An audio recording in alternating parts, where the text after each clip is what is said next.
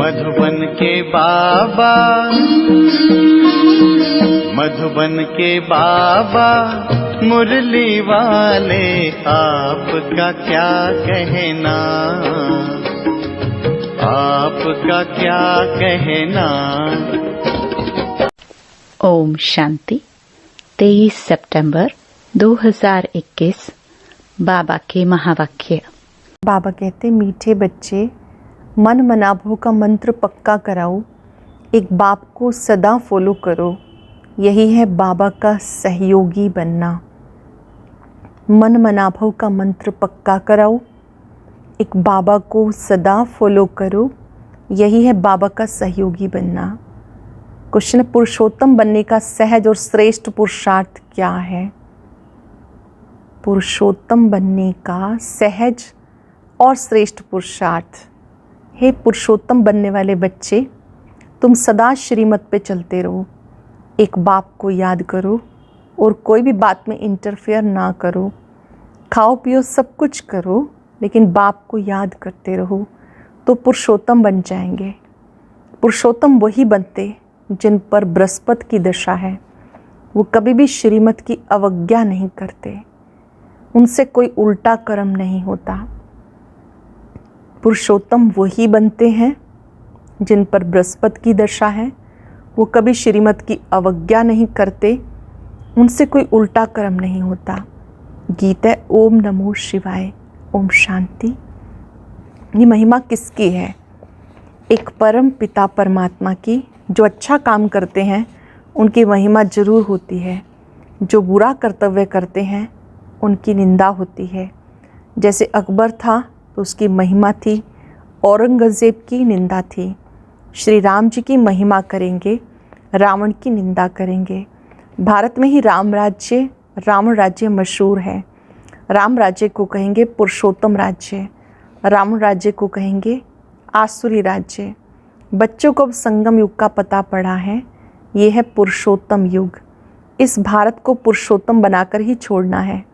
रहने वालों को भी पुरुषोत्तम बनाना है और रहने की जगह को भी पुरुषोत्तम बनाना है। भारत को ही स्वर्ग कहते हैं, रहने वालों को देवी देवता स्वर्गवासी कहते हैं। तो दोनों उत्तम बनते हैं। सबको पता है कि नई दुनिया उत्तम होती है, पुरानी दुनिया कनिष्ठ होती है। जैसी दुनिया वैसे रहने वाले।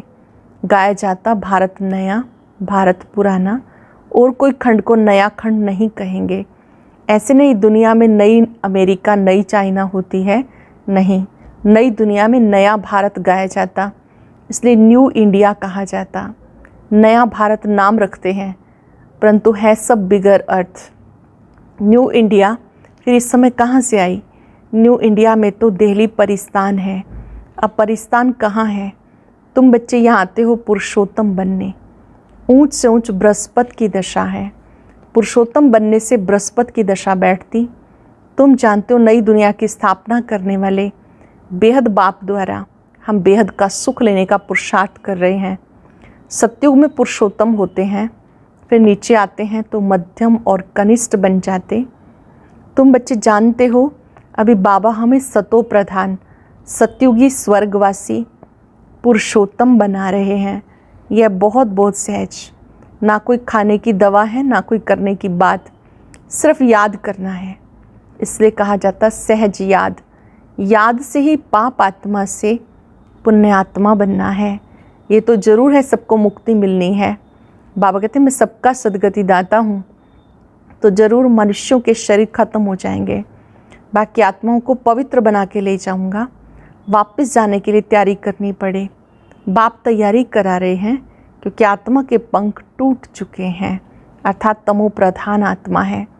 तुम योग बल से पवित्र बनने की मेहनत करते हो, जो नहीं करते उनको हिसाब किताब देना पड़ेगा। तुम योग बल से पवित्र बनने की मेहनत करते हो, जो नहीं करते उन्हें हिसाब किताब देना पड़ेगा। इसमें कोई विचार करने की बात नहीं। बच्चों का काम है बाबा से पूरा वर्षा लेना, बाप का मददगार बन सहयोग देना पड़ता। बाप का भी सहयोग, बच्चों का भी सहयोग। कैसे सहयोग देवे ये बाप को देख फॉलो करो। सभी को मेरा मंत्र देते जाओ पुरुषोत्तम बनने के लिए। बाप कल्प कल्प आकर कहते पतित से पावन मुझे याद करने बगैर बन नहीं सकेंगे। मैं कोई गंगा स्नान कराता हूँ क्या? सिर्फ महामंत्र याद करना है, मन मना भव। इसका अर्थ है मुझे याद करो तो तुम पावन बन, पुरुषोत्तम बन, स्वर्ग का मालिक बनेंगे। स्त्री पुरुष दोनों ही पवित्र प्रवृत्ति वाले मालिक बनेंगे। बाप ये सब बातें डिटेल में समझाते, तुम प्रैक्टिकल में बनते हो। तुम जानते हो भगवान ने आके बच्चों को पुरुषोत्तम बनाया, तब तो कहते पतितों को पावन बनाने आओ। पुरुषोत्तम मास की बड़ी महिमा सुनाते हैं। उस पुरुषोत्तम युग की बड़ी महिमा है। कलयुग अर्थात रात के बाद दिन जरूर आना है, दुख के बाद सुख आता है। ये अक्षर भी क्लियर है। स्त्री पुरुष दोनों उत्तम से उत्तम, श्रेष्ठ से श्रेष्ठ बनते हैं, क्योंकि प्रवृत्ति मार्ग है। सतयुग तो नामी ग्रामी है, उसको सुखधाम कहा जाता। फिर जब द्वापर युग आता है तब मनुष्य संन्यास धारण कर उत्तम बनते। इसलिए पतित मनुष्य जाकर उनको माथा टेकते हैं। पवित्र के आगे अपवित्र माथा टेकते हैं। ये तो कॉमन बात है। पतित पावन बाप को न जानने के कारण पतित पावनी गंगा को पावन समझ जाकर माथा टेकते हैं। गंगा और सागर का मेला लगता। तुम बच्चों को बाबा बहुत क्लियर करके समझाते, फिर भी बाबा कहते कोटों में कोई, कोई में भी कोई समझते। उसमें भी आश्चर्यवत सुनंती, कथंती, फारकती देवंती, भागंती, डिस सर्विस करंती बन जाते। सर्विस और डिस सर्विस दोनों होती रहती। भागंती भी बहुत होते जो बाप को नहीं जानते। तुम पाप आत्मा से पुण्य आत्मा बनते हो। फिर बच्चे ही बैठ विघन डालते, डिस सर्विस करते तो कितना महान पाप है। रावण सबको महापापी बनाते, लेकिन जो बच्चे बन डिस सर्विस करे उनके लिए ट्रिब्यूनल बैठती है। भक्ति मार्ग में इतनी कड़ी सज़ा नहीं मिलती, परंतु यहाँ बाप का बनकर फिर डिस सर्विस करते हैं तो बाप का राइट हैंड है धर्मराज। इसलिए बाबा कहते बच्चे मेरी सर्विस में मददगार बन, फिर और उल्टा काम नहीं करना। डिस सर्विस करेंगे तो अबलाओं पर विघन पड़ेंगे। माताओं पर बाबा को तरस पड़ता। द्रौपदी के भी भगवान ने पांव दबाए हैं ना। द्रौपदी ने पुकारा, बाबा माताओं के सिर पे कलश रखते। पहले है माता, पीछे है पुरुष।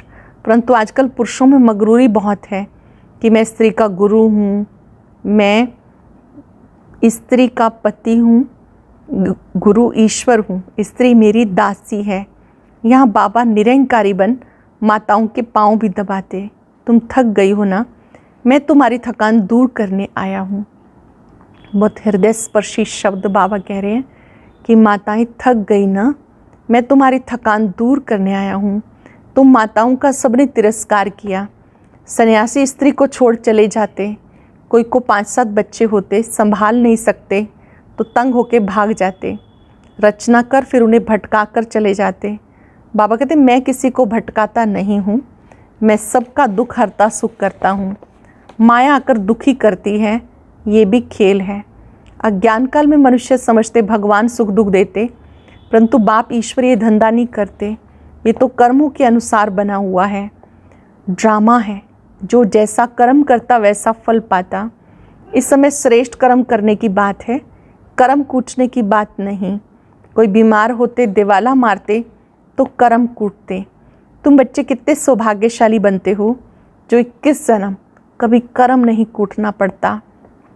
कितना भारी फल है। तो बाप की श्रीमत पे चलना चाहिए। बाप और कोई भी बात में इंटरफेयर नहीं करते। खाओ पियो कुछ भी करो, सिर्फ बाप और वर्षे को याद करो। तुम कहते हो हम पतित हैं, तो बाप जो पावन बनने की युक्ति बताते उस पे चलो। सिर्फ याद की मेहनत है। माया के तूफानों से डरना नहीं, गुप्त मेहनत है। ज्ञान भी गुप्त है, मुरली चलाना तो प्रत्यक्ष है।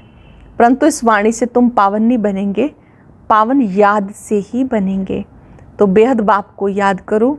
मददगार भी बनना चाहिए। रूहानी हॉस्पिटल यूनिवर्सिटी खोलने का पुरुषार्थ करो।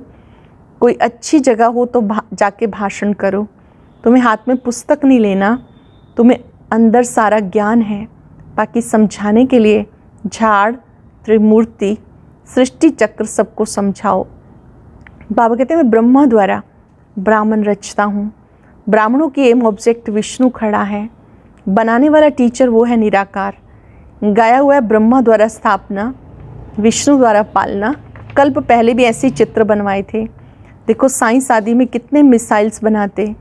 तुम बच्चों को पुरुषोत्तम बनने में मेहनत लगती है, क्योंकि जन्म जन्मांतर का बोझा सिर पर है।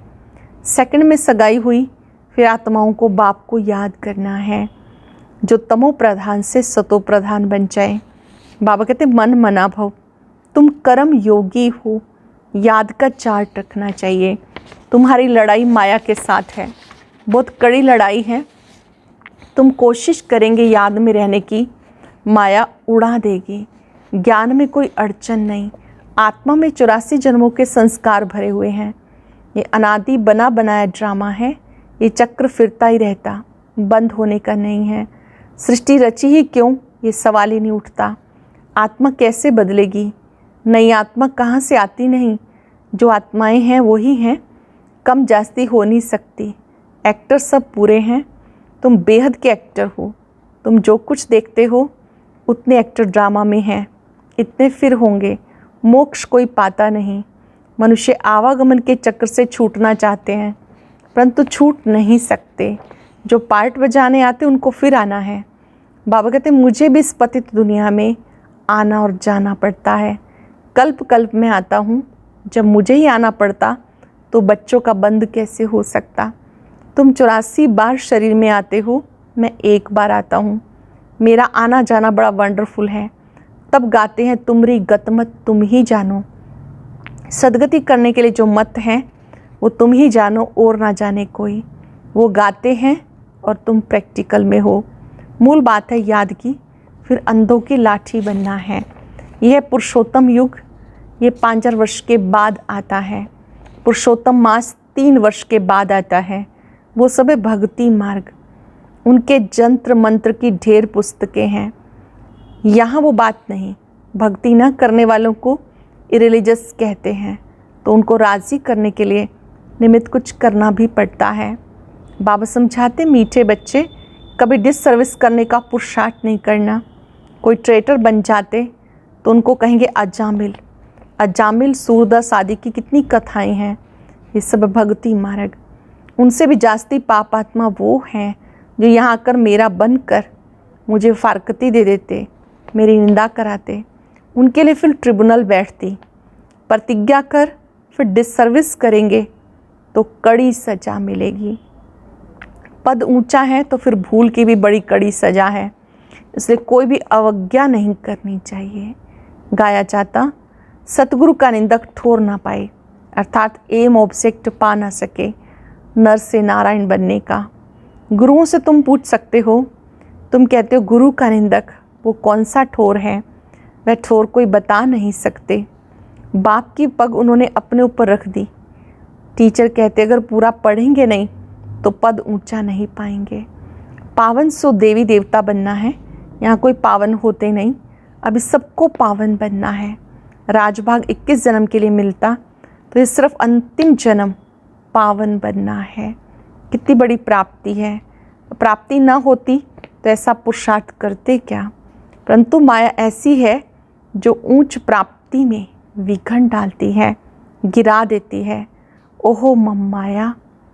अच्छा, मीठे मीठे सिक्के रहे बच्चों प्रति माता पिता बाप दादा का याद प्यार। Good morning. रूहानी बाप की रूहानी बच्चों को नमस्ते।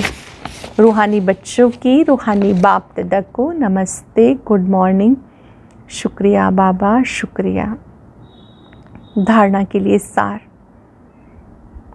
साइलेंस में बैठे विचार करें, आज मेरे बाबा ने मुझे कौन सी श्रीमत दी है। नोट करेंगे। पहली पॉइंट, कोई भी डिससर्विस का कार्य नहीं करना। कोई ऐसा भी कर्म ना हो जिससे बाबा की निंदा हो। अवज्ञाओं से बचना है। पुरुषोत्तम बनना है। माया के तूफानों से डरना नहीं। पावन बनने के लिए याद में रहने का पुरुषार्थ करना है। माया के तूफानों से डरना नहीं, पावन बनने के लिए याद में रहने का पुरुषार्थ करना है। वरदान है, विस्तार को सार में समाकर अपनी श्रेष्ठ स्थिति बनाने वाले बाप समान लाइट माइट हाउस भव, विस्तार को सार में समाकर अपनी श्रेष्ठ स्थिति बनाने वाले बाप समान लाइट माइट हाउस भव। बाप समान लाइट माइट हाउस बनने के लिए कोई भी बात देखते सुनते हो उसके सार को जानकर 1 सेकंड में समा देने व परिवर्तन करने का अभ्यास करो। क्यों? क्या के विस्तार में नहीं जाओ, क्योंकि किसी भी बात के विस्तार में जाने से समय और शक्तियाँ व्यर्थ जाती हैं। कोई भी बात के विस्तार में जाने से समय और शक्तियाँ व्यर्थ जाती हैं। विस्तार को समाकर सार में स्थित होने का अभ्यास करो। इससे अन्य आत्माओं को भी 1 सेकंड में सारे ज्ञान का सार अनुभव करा सकेंगे। बहुत गहरी बात। जब आप बातों के विस्तार में नहीं जाएंगे, बातों को छोड़ना सीखेंगे। सार समझ लिया, बात को छोड़ दिया। जब आप ऐसा करेंगे तो आप ज्ञान के सार को दूसरों को समझा सकेंगे। स्लोगन है, अपनी वृत्ति को पावरफुल बनाओ तो सेवा में वृद्धि स्वतः ही होगी। अपनी वृत्ति को पावरफुल बनाओ तो सेवा में वृद्धि स्वतः ही होगी। आज चलते फिरते लाइट हाउस माइट हाउस बनकर रहेंगे, बातों के विस्तार में नहीं जाएंगे। ओम शांति।